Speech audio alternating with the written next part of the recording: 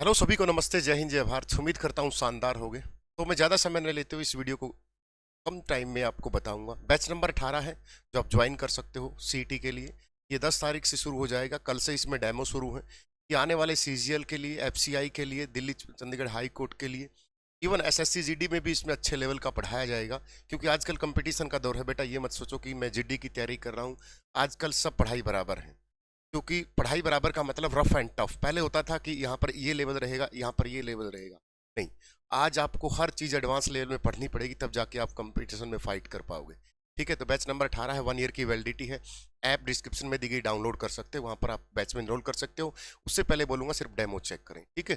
दूसरा, अगली बात, जो बच्चे स्टडी मंत्रा के हैं या किसी भी ऐप के हैं, पहले तो जो स्टडी मंत्रा के उनसे रिक्वेस्ट करूँगा अपने अपने नंबर कमेंट करें, ठीक है, कि आपके कितने नंबर ठीक हैं, और अपना बैच का नाम भी लिखें।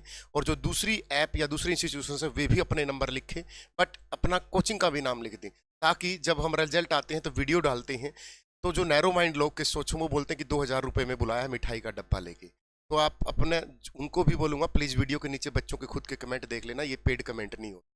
तीसरी बात, आ जाओ, गुस्सा आता है यार, इतनी मेहनत करते हैं, गला फाड़ फाड़ के, आप फाड़ लो ना गला, दुखता है अब भी।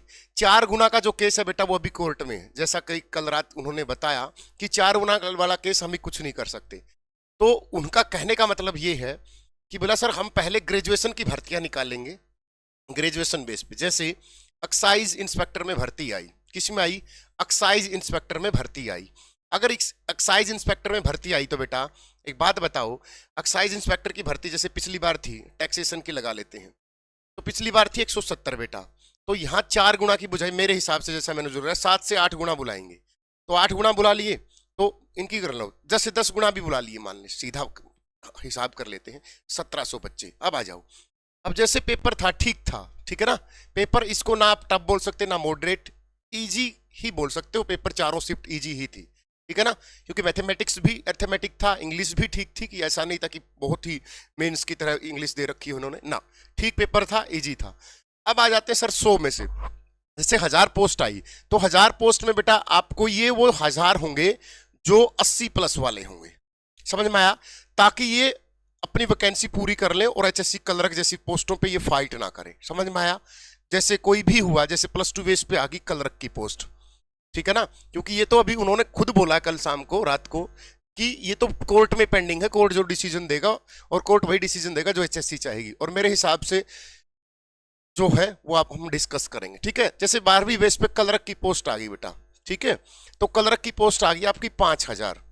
तो 5000 की बजाय आप गुणा कर लो 8 से 10 गुणा लगा लो कितने भी, तो कितनी पोस्ट होगी? 40,000 बच्चों को वो बुलाएंगे, ठीक है। अब 40,000 कौन से बच्चे बुलाएंगे? ये कट ऑफ एक आइडिया है कि 65 70 प्लस ईवीएस ओबीएस 70, ये 52 एससी। लेकिन इसको देख के घबराना नहीं, ये कौन है, इनका भी डिस्कस करूंगा।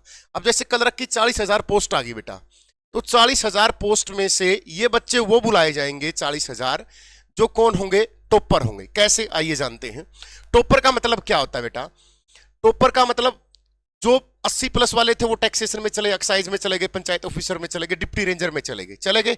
अब बची मतलब 7-8 हजार बच्चे पास हो गए। और जो टॉपर होते हैं ना 100 के आसपास, मतलब जो 100 के नजदीक होते हैं, जैसे 80 वाले हैं, 70 वाले हैं, या 80 प्लस वाले, ये भीड़ ज्यादा नहीं होती बेटा, ध्यान रखना इस बात का, समझ में आया? यह भीड़ ज्यादा नहीं होती। लेकिन जो 60 है, 70 वाले हैं, या 65 वाले हैं, ये भीड़ ज्यादा मिलेगी इस पेपर में। क्यों? क्योंकि 60 नंबर उनके भी ठीक हुए होंगे जिन्होंने दिल लगा के 3-4 महीने भी मेहनत की होगी, उनका भी, जिनका चाहे उन्होंने 1 महीने मेहनत की हो, लेकिन जिसका बेस मजबूत है ना, वो भी इस पेपर में 60 नंबर ले आएगा बेटा। बुरा मत मानना इस बात का, ठीक है ना। वो ले आया होगा इस पेपर में 60 नंबर, समझ में आया? तो 60 70 75 वाले किस में फाइट करेंगे? जैसे 55 वाला वो क्लर्क में फाइट करेंगे, समझ में आया? वो आगे ग्रुप डी की तैयारी करें अपना जी लगा के। बहुत सारे बच्चे हैं, जैसे लड़कियों की कॉल आ रही थी, लड़कों की सर रो रहे थे कि सर इतने नंबर बने, 2 साल से तैयारी करें। तो मैंने एक ही बात बोला, अभी से खड़े हो जाओ, अभी से अपनी तैयारी शुरू कर दो, ठीक है ना। बुक उठाओ डेली। अब सर डेली न्यूज़पेपर की हैबिट क्यों बोलता हूं मैं? इसलिए बोलता हूं क्योंकि जब न्यूज़पेपर पढ़ना शुरू कर दोगे ना, तो जीएस में हैबिट बन जाएगी। जब हम फैक्ट पकड़ना शुरू कर देंगे, कॉन्सेप्ट पकड़ना शुरू कर देंगे। और अखबार पढ़ने से ये नहीं कि हमें पता चल जाए राखी सावंत ने कौन सा सूट पहना है, या उर्फी जावेद ने कौन सी ऐसी कमर हिलाई है, उससे हमें कोई मतलब नहीं है अखबार में, ठीक है। अखबार का मतलब होता है कि हमें एक पैराग्राफ पढ़ने की आदत बन जाती है। वो इंग्लिश में भी काम करेगा, ठीक समझ में आया, जब हम इंग्लिश में वोकैबुलरी पढ़ते हैं वहां पर भी काम करेगा, जीएस में भी इंटरेस्ट पैदा करेगा आपका। तो अखबार पढ़ने का एक अलग सी लॉजिक होता है, समझ में आया। तो इस तरीके से अपनी तैयारी करें। दूसरा, अपने अपने नंबर स्कोर डालें। ये जो कट ऑफ डाली है ये वो है जो टॉपर हैं, कि 70+ वाले टॉपर हैं, लगभग 8 गुना, लगभग ये लगा लो कि सर ये 3 से 4 हजार बच्चे होंगे जो इतनी कैटेगरी के होंगे। और ये वही बच्चे हैं, बेटा बुरा मत मानना, ये वही बच्चे हैं जो हरियाणा पुलिस एसआई में रहे थे, ये वही बच्चे जो कांस्टेबल में रहे हैं, यही बच्चे जो लगातार 3-4 साल से एग्जाम क्वालिफाई करते आ रहे हैं। क्योंकि लास्ट में एक्सपीरियंस बहुत मैटर करता है, इस बात में कोई दो राही नहीं है कि लास्ट में एक्सपीरियंस क्यों मैटर करता है। क्योंकि जब हम बार बार प्रैक्टिस करते हैं तो एक रिदम सा बन जाता है, क्वेश्चन देखते ही क्लिक करने की कोशिश करते हैं और वो ठीक भी होता है। और जब नया बच्चा है, चाहे उसने 20 घंटे मेहनत कर रखी हो लगातार, वो भी काम नहीं करता जितना एक्सपीरियंस मैटर करता है।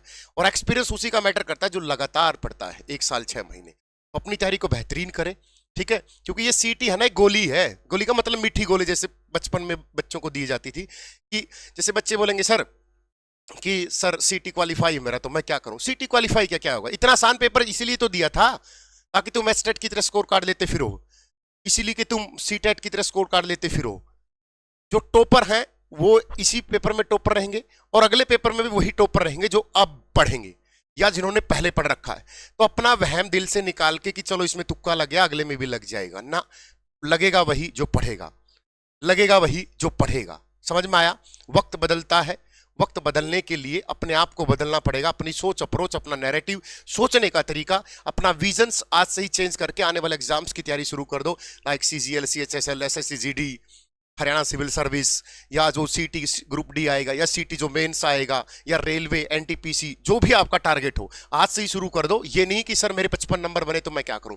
55 बने तो कलरक में बुला लेगा आपको, अगर आपके 55 बने तो ग्रुप डी के लिए फाइट करो, अगर 55 बने तो सर सीजीएल में झोंक दो, अपने आप को परी निकाल लो, फिर टाइम लगे साथ साथ मेंस को भी टारगेट कर लो। पढ़ना पड़ेगा, there is no alternative hard work. मीठी मीठी गोली चाहे मैं दे लूं, चाहे कोई सर्वश्रेष्ठ टीचर दे ले, जिनको लगता है कि हम ही हैं, बाद में आके कोई भी आंसर ठीक बता सकता है। समझ में आया। लाइव में तो गलत होंगे ही होंगे। There is no Carnot engines which have the efficiencies more than 100 या इक्वल टू 100। फिजिक्स का कॉन्सेप्ट है कार्नोट इंजन। समझ में, ऐसा कोई नहीं हो सकता दुनिया का धुरंधर कि सब आता है, हमें तो नहीं आता भाई, सॉरी, ठीक है, हमसे गलती होगी, हमसे 1-2 क्वेश्चन गलत बताया गया, ठीक है। तो अपनी जो कट ऑफ है उससे 2-2 4-4 नंबर नीचे मान के चलना। आपकी पूरी 100 के 100 क्वेश्चन की जो आंसर है हमने वो टिक करके आपको टेलीग्राम पे डाल दिया, टेलीग्राम का लिंक नीचे है। जो बच्चे बेहतरीन तैयारी करना चाहते हैं स्टडी मंत्रा के साथ जुड़े, लेकिन हमसे बेहतर और भी अल्टरनेट हो सकते हैं, हमसे बेहतर पढ़ाने वाले और भी हैं इस दुनिया में, और हमसे बहुत अच्छे अच्छे अध्यापक इस दुनिया में बेटा। समझ में आया। लेकिन इसका ये मतलब नहीं कि हम भी पढ़ाना छोड़ दें, कि हमसे तो बहुत सर्वश्रेष्ठ है आप पढ़ाना छोड़ दो। क्रिकेटर विराट कोहली भी खेलता है तो उसी टीम में युजवेंद्र चहल भी खेलता है, तो सारी टीमें होती हैं बेटा, इन चीज़ों में कोई दुराई नहीं होती। अब विराट कोहली बोले मैं ही सर्वश्रेष्ठ हूँ तो तू ही खेल ले भाई, बाकी के 10 प्लेयर को तो बाहर बैठा लेंगे।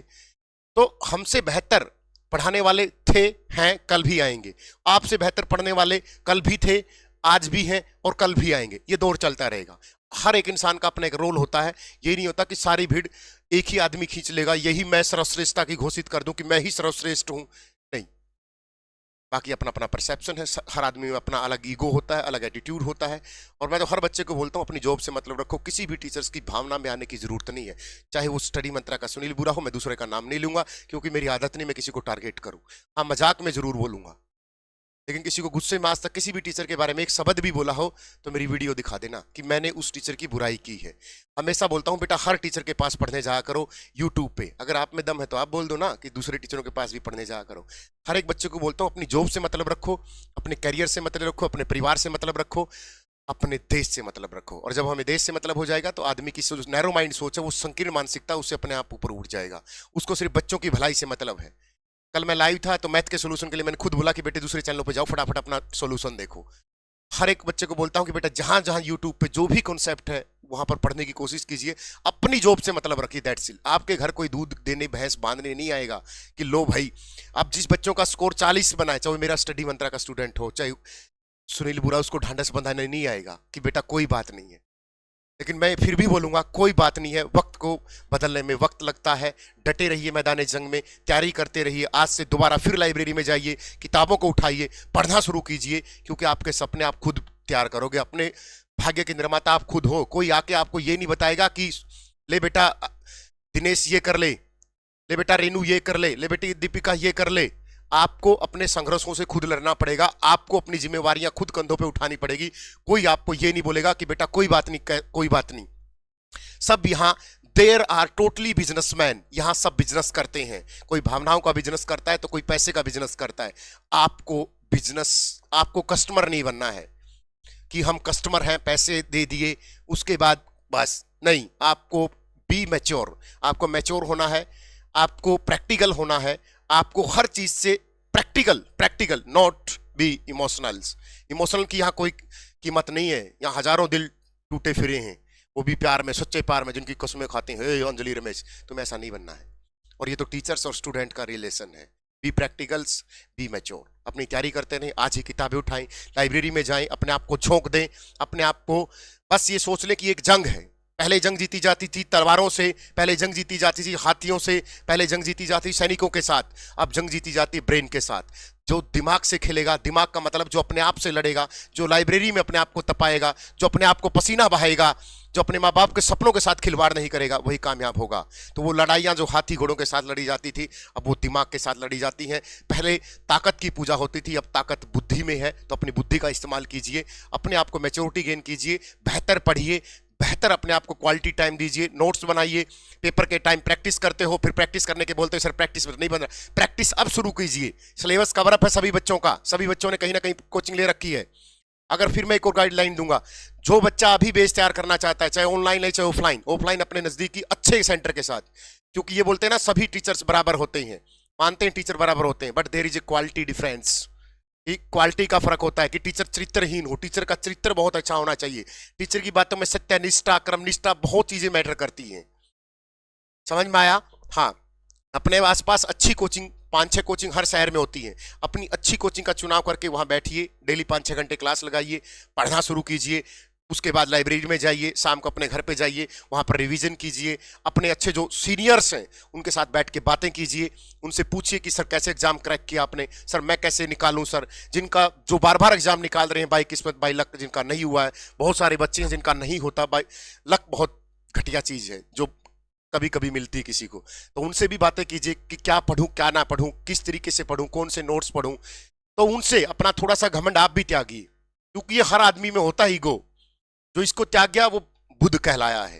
ये वृक्ष के नीचे पता नहीं क्या महाकाया है, कोई वृक्ष के नीचे न्यूटन बन गया तो कोई बुद्ध बन गया। तो अपने आप से योगा मेडिटेशन हर तरीके से अपने आप को प्रिपेयर कीजिए, मेंटली अच्छे रहिए, स्वस्थ रहिए, पढ़ते रहिए। लव यू सभी को, अपने नंबर कमेंट कीजिए।